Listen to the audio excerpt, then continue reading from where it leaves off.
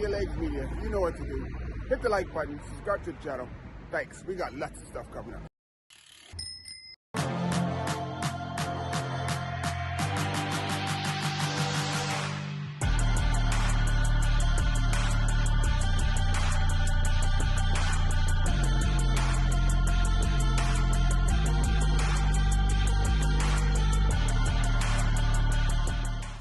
Your Legs Media, you know what to do.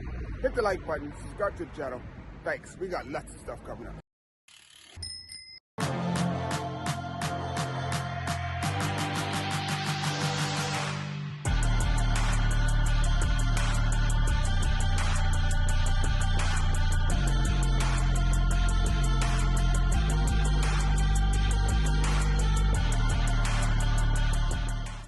Your Legs Media, you know what to do. Hit the like button, subscribe to the channel. Thanks, we got lots of stuff coming up.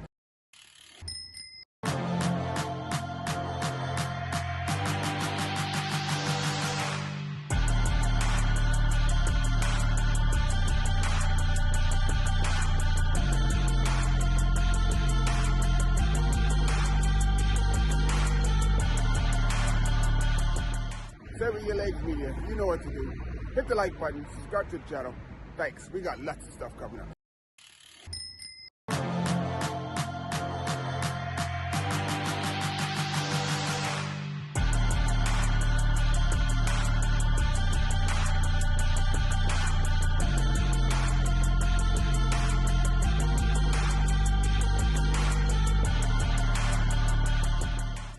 Your Legs Media, you know what to do.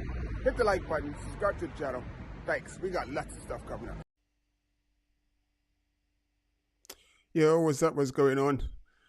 It's the recovery ride. So, you know what the recovery ride is after the weekend, or, you know, you did that big Saturday ride, big Friday ride, or big Sunday ride. And then on Monday, you do what? You go out and do what is been labeled now as a recovery ride.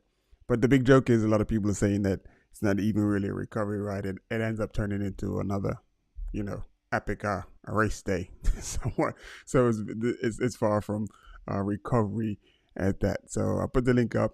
So I'm going to just be up here for a few minutes, just trying to just stay consistent and stuff. And if you want to join in the conversation, hit the link, cam up, and let's talk about cycling. That's all we're going to do is talk about cycling. So the first thing I'm going to do is talk about One Love. So let me get there we go. So One Love, there was a big One Love Century Ride this weekend, which is probably the largest gathering of black folks probably in the US of A. It's in Atlanta. Metro Atlanta Cycling Club. So it's in Atlanta. So let me get that, you know, so I don't get that wrong. And I was confused with something because I saw Bahati doing something and I thought he was also, you know, in Atlanta for One Love, but he's in a harbor in Baltimore. So yeah, it's a slightly different thing. Him and Nelson Vales were doing an unveiling of something that's pretty epic that's going on there as well in Inner Harbor. So just real quick, just want to touch on One Love. Just let me just run this. I'm gonna just run a little video I stole from a young lady by the name of Natasha. She goes by Amazement, as you'll see. One Love video, and we're just gonna let this play. So basically, she's just walking through the many, and I asked her how many cyclists there. She said they had registered like 2,000 cyclists. That's pretty amazing. And all across the country. So I just have one bone to pick with the announcer that was on the mic, because when he was shouting out all the different states and whatnot, obviously because I got on the Pinuel jersey. That's California, LA, where I was for about 4 years, and he was shouting at everybody: Chicago, New Jersey, Houston, Texas, you know, just all over the country. And he never once shouted out Los Angeles. I'm waiting for the LA people to stand up and like, yo, what's up? We here too. And because LA always does it big, they always go and they represent big. Major Motion always sends numbers out there, and then you got lots of other riders. So the LA contingent is pretty big. So I know Critwit's out there, but I don't think he's from LA originally. But that's where he lives now. So Critwit and his lady that he's engaged to. So they had a big representation of LA. So I'm just gonna get on, I'm just gonna pick a bone with the folks over there. You gotta, represent, be equal, equal accountability for everybody, So anyway, those are my peeps. LA, I love LA. LA is a fantastic place to ride. Um, as far as best places to ride in California, I'm gonna put it down as the Bay Area. It's probably the best area to ride a bike. It's probably the closest thing to Europe that you're gonna find to riding in LA.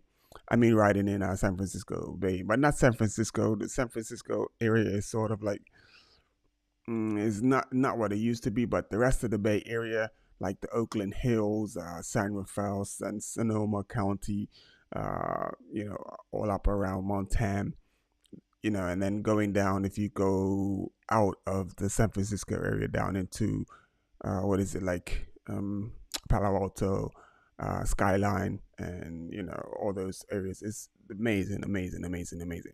So the San Mateo, yeah, all of that. So I know all of those really well because I spent quite a bit of time over there riding, racing, and training.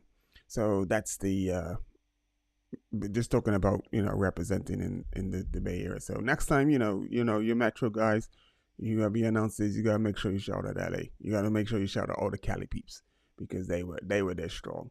And like as you can see, like it's numbers, man. There's lots of them, and there's lots of people. The turnout is amazing, and it's not the fish fry ride, but this is the ride where they do the fish fry and stuff and whatnot, and then like it's the Friday fish fry. It's sounds like a pretty cool thing, but it would be hard for me to participate because I don't eat meat at all. So, but yeah, but I do get it in. I do eat pretty good, so I'm not worried about that. And they all took off after they did like a little, like he did the other, obviously the safety protocol, going over everything, talking to folks, be safe. Like safety is the key word, and safety is the thing, and ensuring that riders know about the yellow line and crossing the yellow line and keeping everyone safe, and just so making sure that everyone arrives in one piece and no scratch, bumps, and bruises. So that is what you want. But then I did see when they rolled out, so I don't have that when they rolled out. Uh, basically, the only not even it's not even a criticism. It's the only thing that I would implement or change is on the rollout is actually do it like they do here in Right London. They stagger the starts because at Right London you got over 10,000 people riding down to Brighton. Well, not yeah, like London to Brighton or even Right London. So when they cordon off people, they give people like start times. So basically, they'll start like maybe 100 at a time. So what that does is, if you like, because you have 2,000 cyclists, that's got to be like a nightmare for drivers in traffic. And the last thing you want to do is frustrate drivers and traffic and whatnot. So that's going to be my only thing that I will point out to the Mac guys is that I know everybody wants to roll, but the next thing I would think and I would suggest is like doing like they do to other like they do here for like London to Brighton, and they stagger the starts like 100 riders at a time, maybe every 5-10 minutes to so it just makes the road you know experience for the riders as well as any traffic that you might encounter, so that traffic can flow. Because if you can imagine trying to being in a car and waiting for 2,000 cyclists to roll that are not rolling at race pace, they're rolling at a casual pace, and the minimum, going that fast. Some people, everyone, it's just a Friday, it's just a cool out day, so speed is not on anyone's mind. It's just a social moment, and everyone's out there having a good time.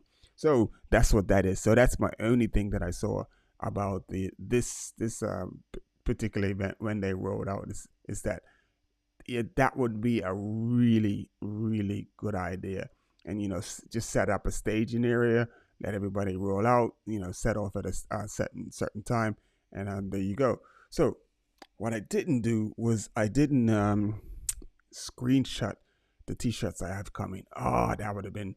I might do that a little later and just get those up. Just put some screenshots of t-shirts that are coming. But I don't have like the little like pro talk, I guess it will be, which was Justin, Dante, one of Dante's teammates, and then another young man. I didn't get his name, but Erica, she heads up level up cycling in Miami, or is it Fort Lauderdale? But it's in Florida. Let's so we just say Florida so we don't get it wrong, even though we probably got it wrong already. She heads up level up, and they had a just a talk, and just like where people can sit in and listen in to Justin and Dante talk about like the things that they go through and what Justin had to go through to actually get Legion to where it is. So, and Miami Blaze is somewhat a spin-off of Legion and stuff, and Justin is doing some real work in getting Legion and pushing folks like Dante to for Miami Blazers to really push his dream through. So I think the other thing, I'm pretty sure that Justin's pushing to get more states to like push pro teams, so that that cycling, like US cycling, not so much gets the attention it gets. What it does, it allows the riders that are doing it full time to make an actual living, and which is probably next to none for a lot of cyclists.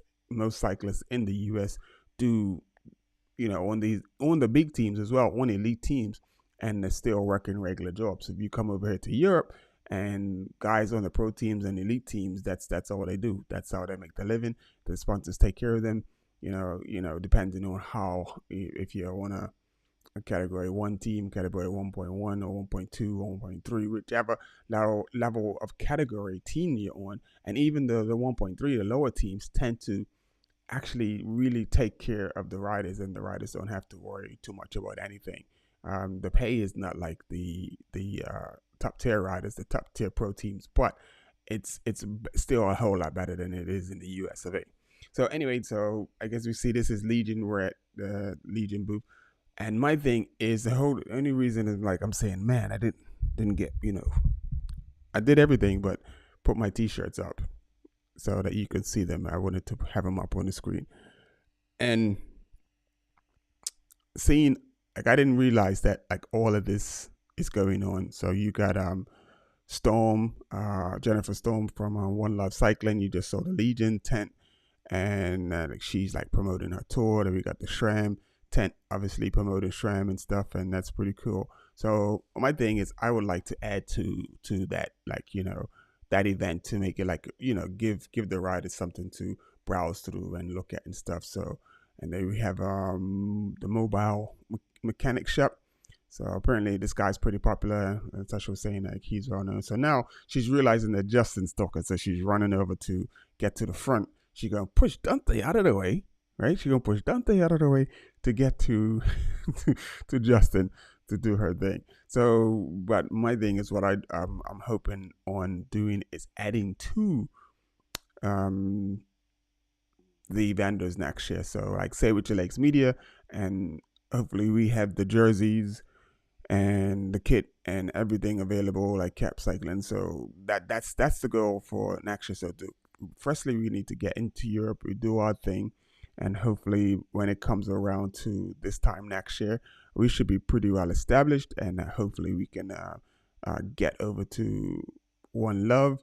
Not so much to ride, not really interested in the ride. I haven't even been riding my bike lately, people. I've been doing a lot of strength training, but I haven't been.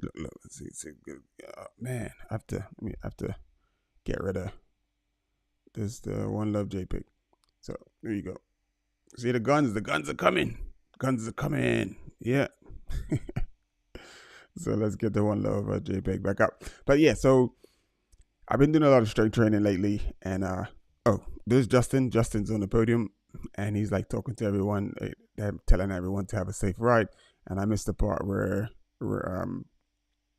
Natasha pretty much like just told old buddy there, Dante, yo, bro, out the way. I need to see Justin. So as you can see, there is Dante, the Miami Blazers. a team that's doing really well. And then there's Erica in the red and black.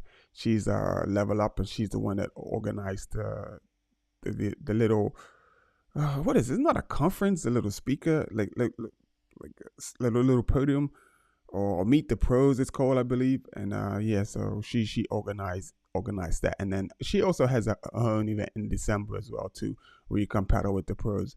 So I don't think I'll have my stuff together by then, because I was thinking maybe I could go down to in December for paddle with the pros, but it's highly unlikely that I'll have it together for then. So we just plan for 2024, and then we will go from there. And as you can see, she's rolling out to the front of the gate. And what she's going to do, she's going to start marshaling, because she's part of the Mac Atlanta club. And like she knows everybody. She knows everybody.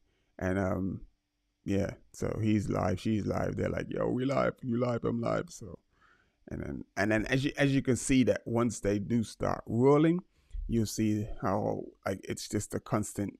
Oh, I thought I got that, but I didn't.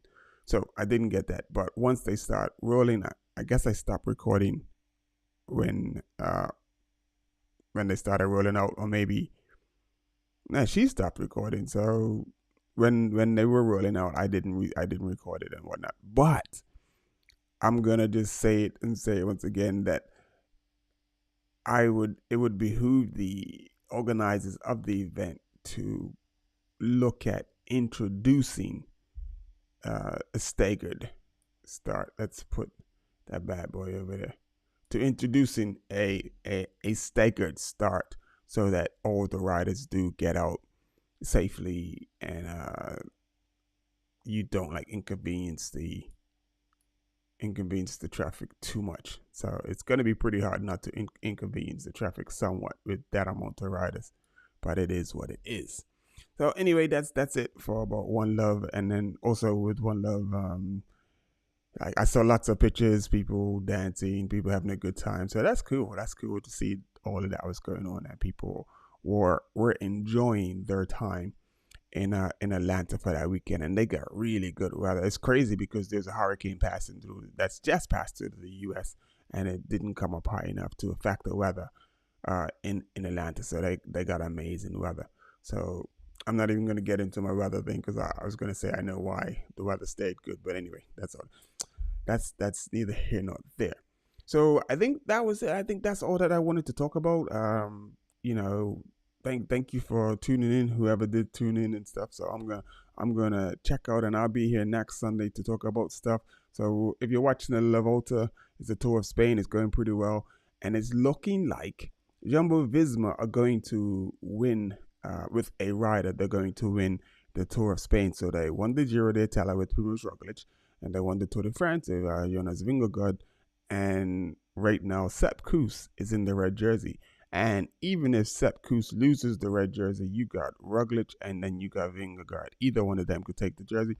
But I do think underhandedly and secretly they are planning. They would like for Sepp Kuss to win the red jersey. So they like even Sepp Kuss is playing it down and saying that, yeah, I'm the super domestique. I'm not going to be riding. I'm in support of like Roglic or Vingegaard.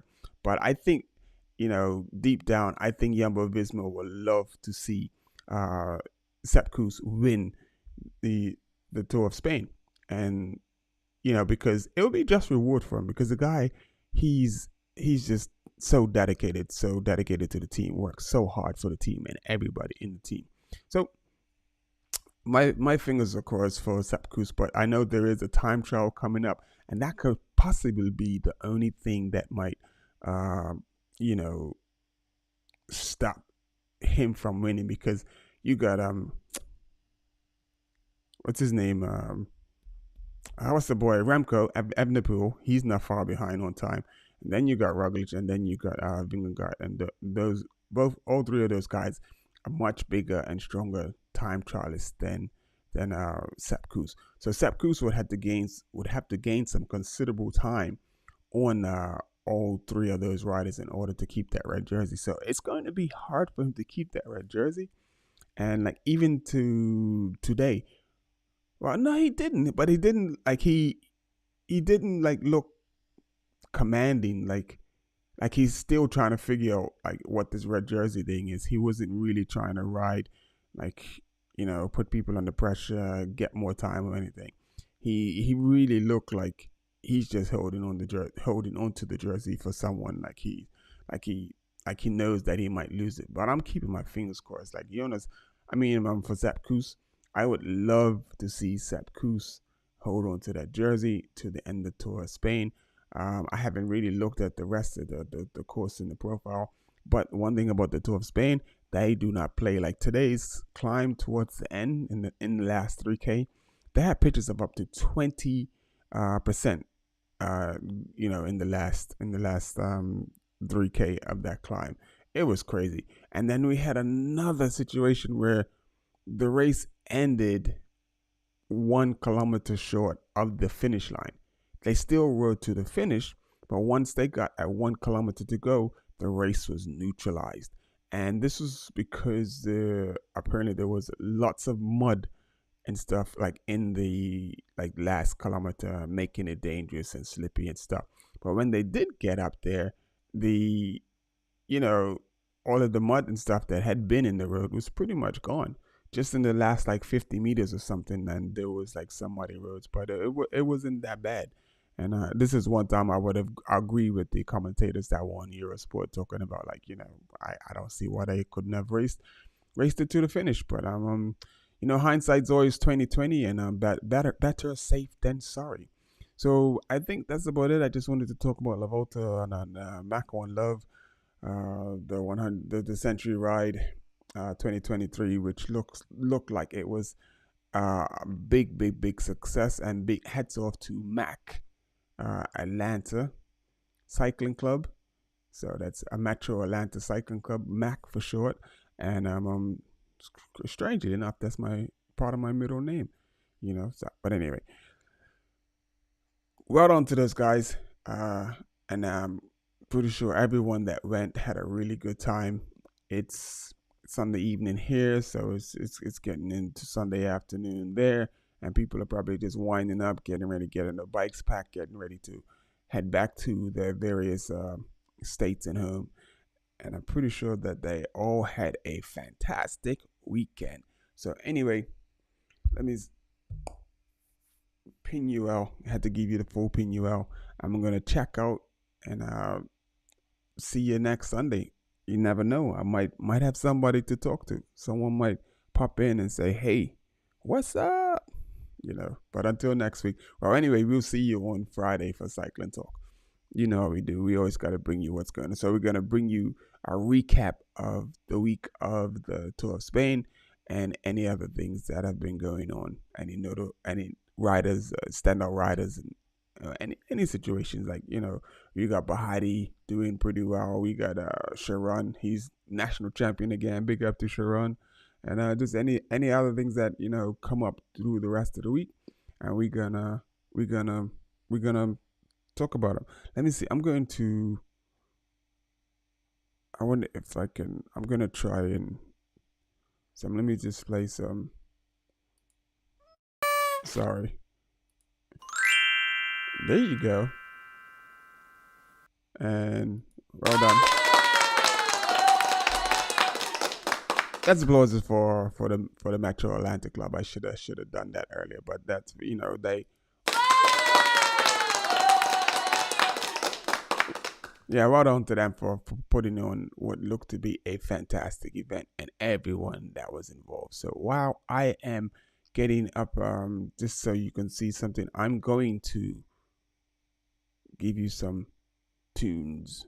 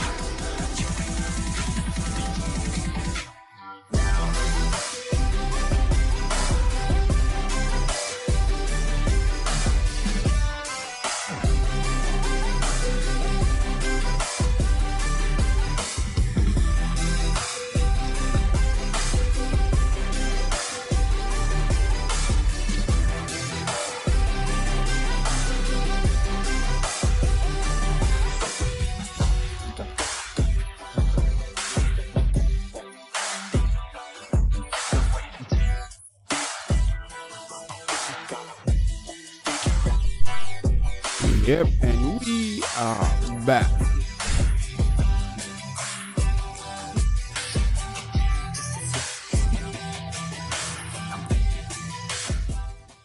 And we are back. We are back. We are back. We are back. So basically, I just went really quickly. Let's have a look at what we got coming later this week. So big up to Brian. Brian, I put the link up and he ordered a t-shirt. So his t-shirt will be in this weekend and I'll be able to send it over to the US. So it should be like maybe about another 14 days. And Brian, if you see this, you should have your t-shirt. So let's bring this in here. Oh, okay, got to do it like that. So I'm just doing this. This is it's not a sweat top. It's just a long sleeve t-shirt, and so that's one. So that's what I'm going to be. And there was the other one. Let's do this. Open. So there we go. And I can get rid of One Love. So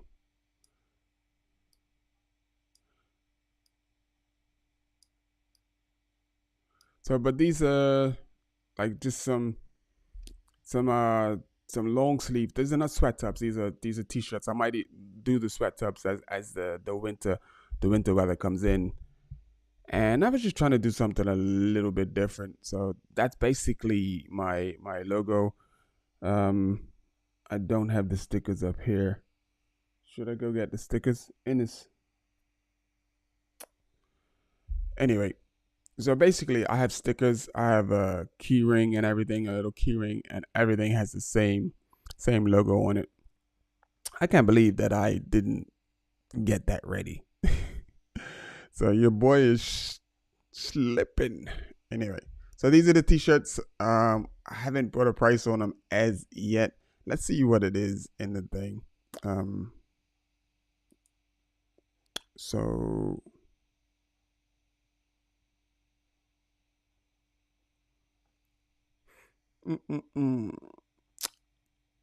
I don't have a store. Orders.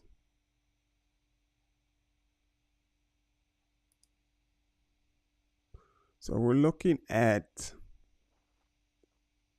maybe about in pounds, maybe about 20, 25 pounds. I'll say about 25 pounds for the t-shirts because they're long sleeve t-shirts. And I'm really looking forward to rocking the t-shirts, the long sleeve t-shirts. And it's cool because like as it gets cooler, I can actually layer them and you don't see all the weird clothing and stuff underneath whatever I'm wearing. So I was just checking the price and everything. So, but yeah, so I don't know, 25 pounds, you get a bunch of them. Obviously, we're doing for a little bit less. So we're hitting on 30 minutes and we're going to get out of here because we're not going to be on it here for an hour because we don't got an hour. Well, I can sit here and talk for an hour. That's quite easily. You know, it would be cool to just get someone up here to talk and whatnot, but it is what it is. So those are the t-shirts. Those are the t-shirts. Which one do you like? It's weird. It's like good and bad. Like the evil angel and the devil and the angel. So that is so weird. I didn't even think of that. So that's me, I guess. So we all have that little angel. That is so crazy. That's cool as well. But anyway, let me get out here. Let me just drop these tunes and play this out. And in the background, that's the Stelvio. That's where I was last August. And this because this pass is so high, the weather is really unpredictable. And I got lucky and got a really good day because the day before I did the Motorola, Motorola, and it rained just before I hit the mountain. So the rain was like stopping as I was going up the mountain, and when I got to the top of the mountain, it was clear, but it was pretty cool. It's not as high as Estelvio, but it was still like on the cold side. I wasn't freezing or anything like that, but it was still pretty cool compared to it wasn't sea level, but compared to the village that I had left, in in the valley. So, but yeah, but this is the Stelvio, amazing place, and it was just amazing how I got like this pretty much perfect day. Um, and the weather was fantastic, and there was like very little clouds and everything. But the thing is, because the pass is the second highest, uh, like rideable or drivable pass, because there's lots of motorbikes and stuff that go up here. It, it's it's it's very it's very very popular and stuff, but you need to take like a jacket, or more than a jacket, windbreaker, armors, and I had my gloves and everything, because once you got up to the top, it, even though the sun was out, if the sun hadn't been out, it would have been really cold. But the sun was out, so I was able to keep some type of body temperature. Then I put my jacket and my wind vest and my gloves and my little cap on, and I was good to go. So yeah. So anyway, let me get out of here. So at the same time as I get out of here, I got this my they call this a hairnet. So I have to put this in the front. So they call it a hairnet, and this is what they used it. When I started racing, when I started cycling back in the 80s, this is what they were wearing. This was legal. You could do a race in this. This was very very legal, and yeah, it was pretty cool. So I wanted to put it on and everything, but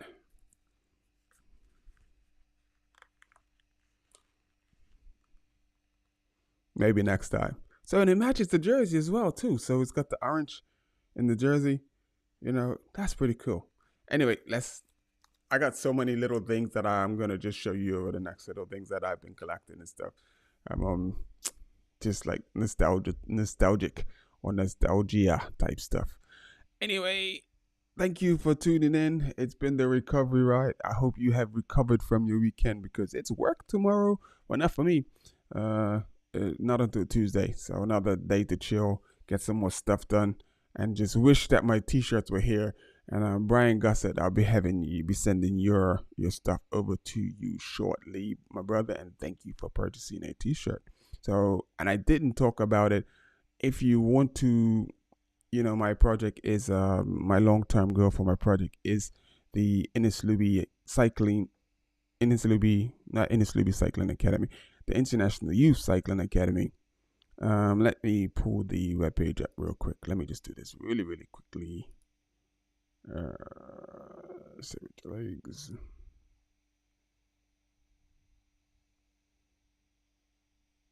Good, good job. So then, now what we do? There we go. So then we bring that up on the screen. We're gonna block my face. That's all right. That is quite okay. So this is the vision. It's the our vision is to start an international youth cycling academy, and that's what everything that I'm doing here is all about. It's not about trying to be popular, trying to compete with GCN and whatnot. My thing is, I would, my plan and my goal is to open up an international youth cycling academy, which is what I am going to do. So, and it starts off by doing the media, what I'm doing now, and getting the YouTube popping, because once the YouTube is popping, then that would generate income towards me uh, getting my youth academy started. So once the YouTube's popping and everything, that will actually generate the income that's required. So, and yeah, check out the website. It's I spelt it wrong, so I left the letter out. So if you see, it's like let's zoom in. Okay. So if you see, oops. Okay, so that does that. That was a pretty cool sound effect as well.